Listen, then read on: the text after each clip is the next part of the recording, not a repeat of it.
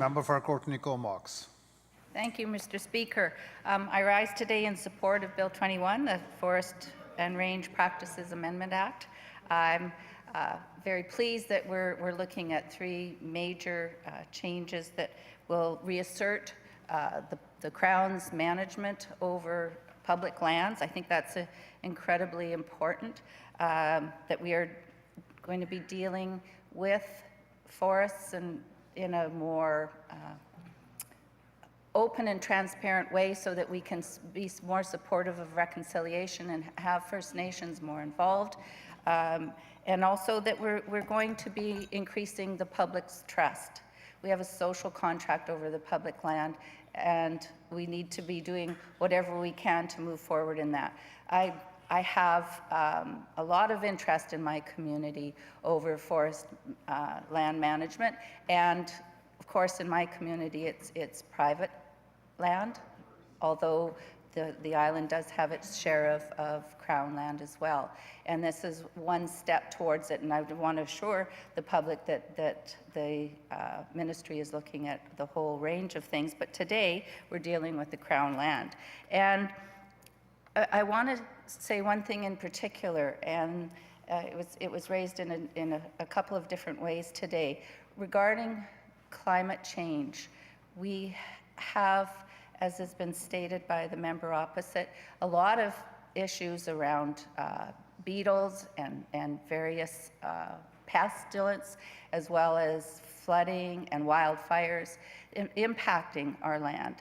And it impacts our ability to actually practice our forestry and practice our use in terms of agricultural use of our public lands. And we have this wonderful opportunity now to be a little more responsive by taking these management plans and saying, no, you're not going to just roll it over every 5 years and think that we're in the status quo, because we are in a time of change and we have to adapt to that.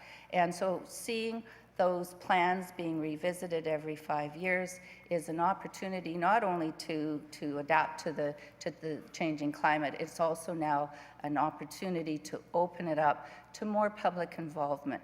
One of the concerns and criticisms that I hear regularly is that it's like a black hole, that people don't know what's happening in the up in the forests, and this is an opportunity now for more early notice of what's going on, maps so that people know where roads are, what the cut blocks look like.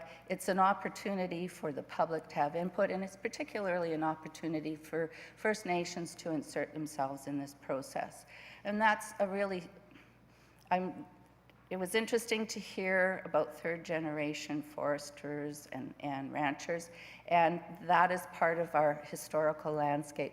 But also part of our historical landscape is First Nations use of the land.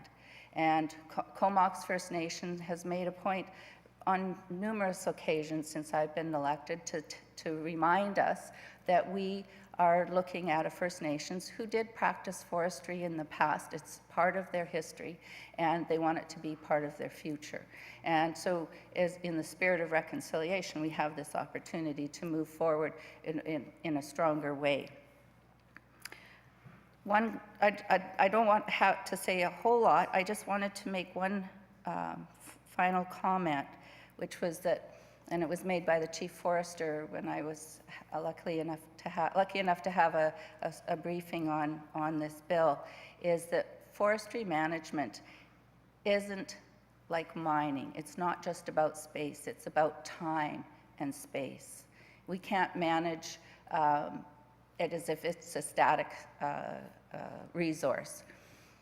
And knowing that we're dealing with multiple species, that we're dealing with changing landscapes, that we're dealing with different challenges, this is a great opportunity for us to move forward and create a regime that's going to gain public confidence, and that we can continue to be a province that has a vibrant forestry and range use, as well as protecting our environment and having a future for future generations. So I appreciate the opportunity to stand and express my support on behalf of my constituency, and I look forward to hearing other speakers. Thank you, Mr. Speaker.